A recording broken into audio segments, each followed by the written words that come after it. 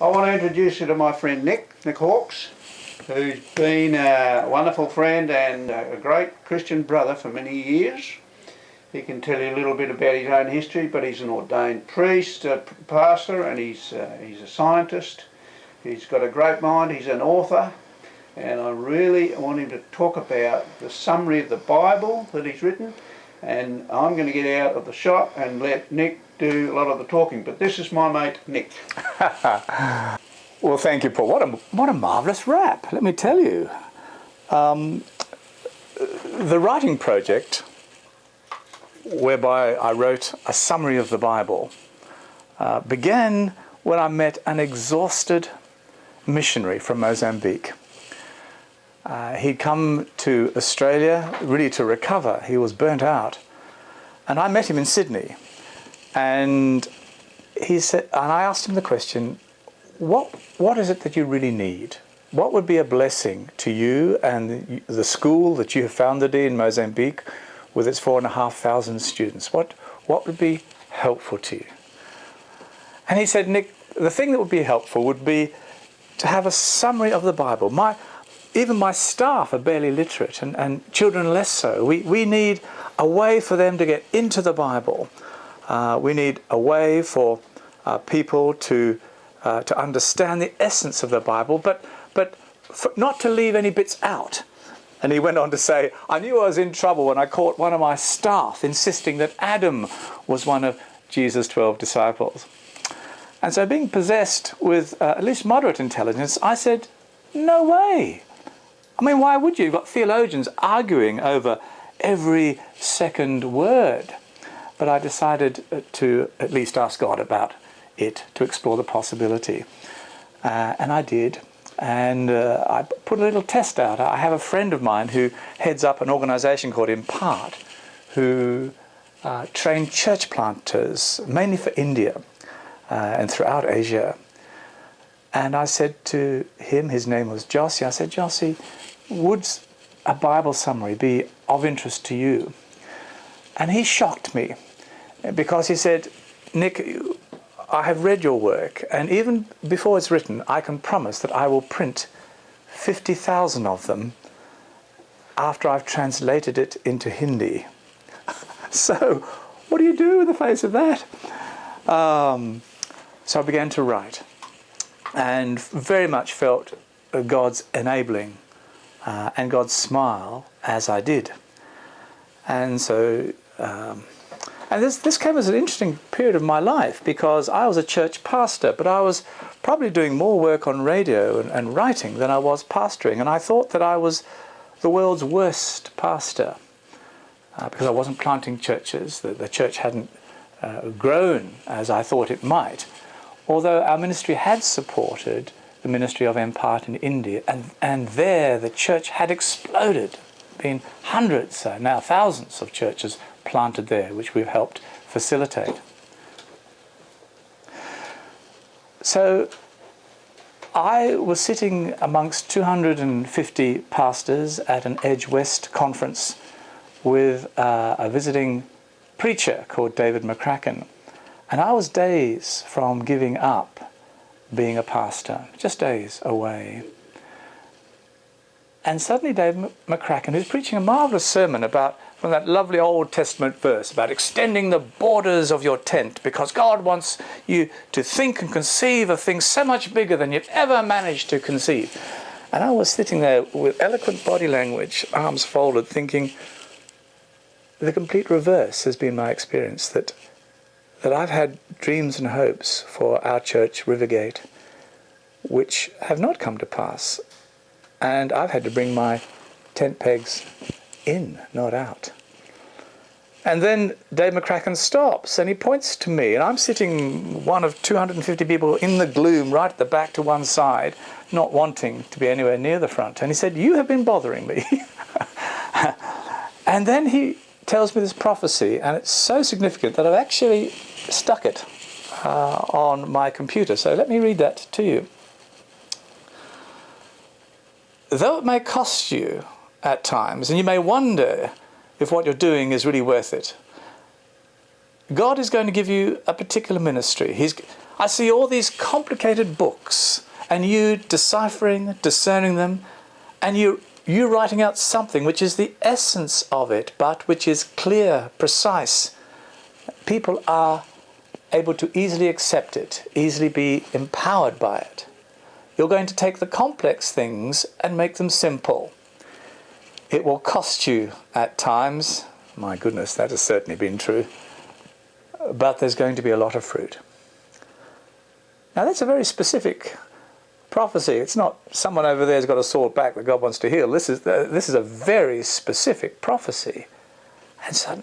And it hit me. God's got my number.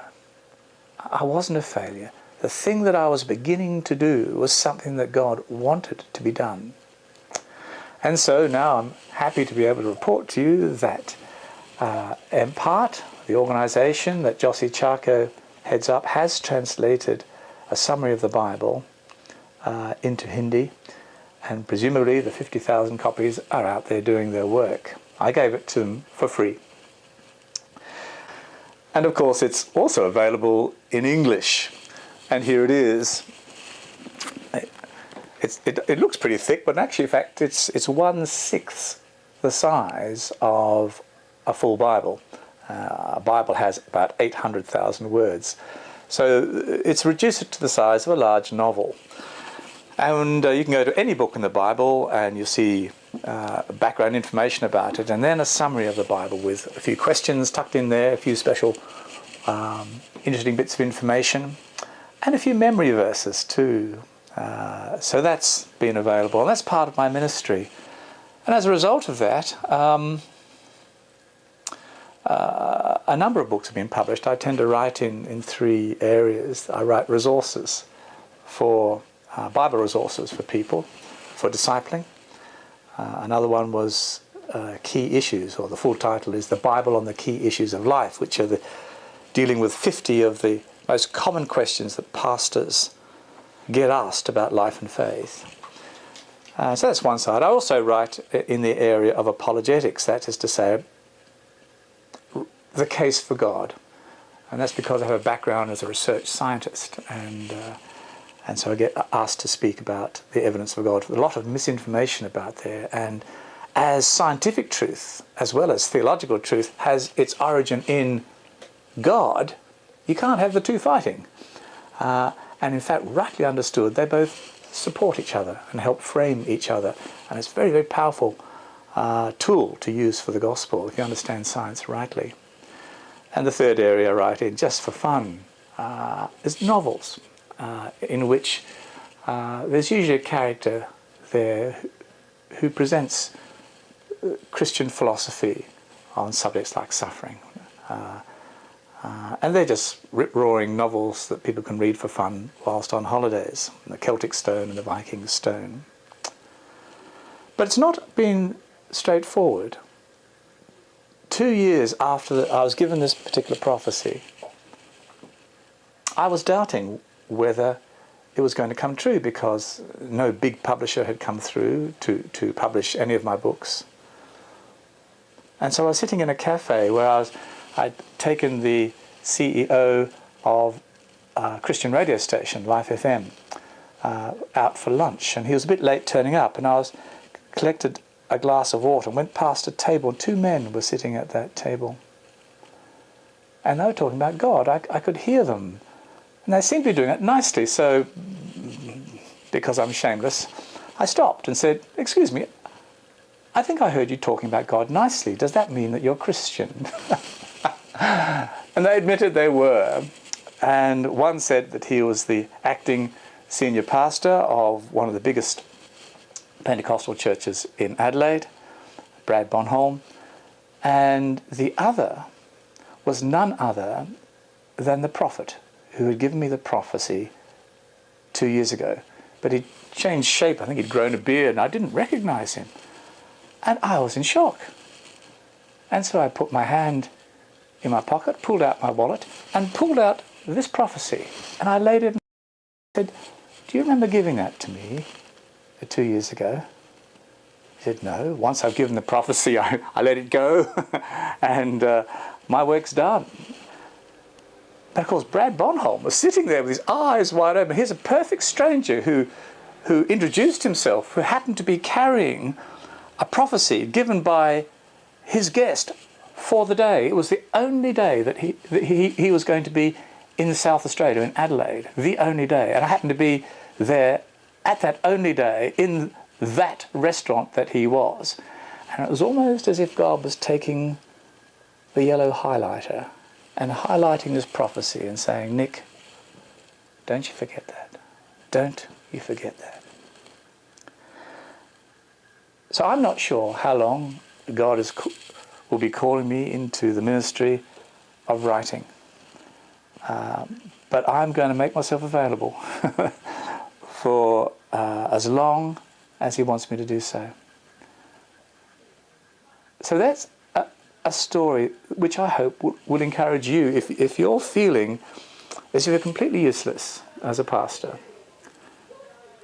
that God has ideas for your life much bigger than you can possibly conceive. I mean, who would have thought that I, who struggled at school, slightly dyslexic, would be taken by God, authored 11 books, and had a radio ministry. So if God can do that with me, and I'm much more ordinary than you think, what on earth can he do for you?